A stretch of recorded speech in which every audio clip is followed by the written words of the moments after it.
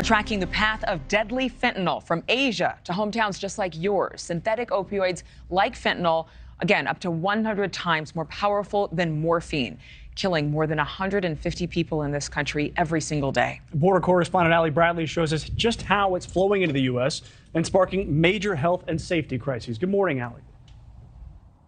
Yeah, hi, good morning, guys. So law enforcement along the southern border say that the Mexican cartels control the majority of the border with the United States. And because the border is so vast and fentanyl is so small, it's pretty easy to move. So here's how it all works. It basically starts in China, moves to the west coast of Mexico, sometimes disguised as soap.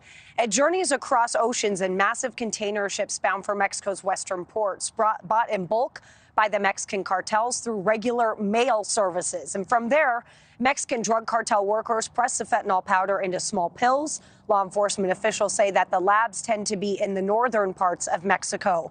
The pills are then hidden in secret compartments within trucks and carried between ports in backpacks across the U.S. border. Drugs are headed toward market in Dallas and beyond, or are hidden in stash houses along the border to be moved in smaller quantities. Now, the DEA is moving towards what they're calling a one DEA approach after creating a specialized unit dedicated to pursuing and dismantling the efforts of the Sinaloa and Jalisco New Generation cartel. DHS announcing Operation Blue Lotus, a campaign targeting fentanyl. So far this fiscal year, Customs and Border Protection have already seized nearly 11,000 pounds of fentanyl at or between ports of entry, surpassing all of 2021. And that's easily on track to surpass last year's high of more than 14,000 pounds. More drugs are getting by. They're able to smuggle more drugs across between the ports of entry and through the ports of entry because they're well aware of the risk. They know that at some point they're going to get intercepted, whether it be at a port of entry or even further down the road.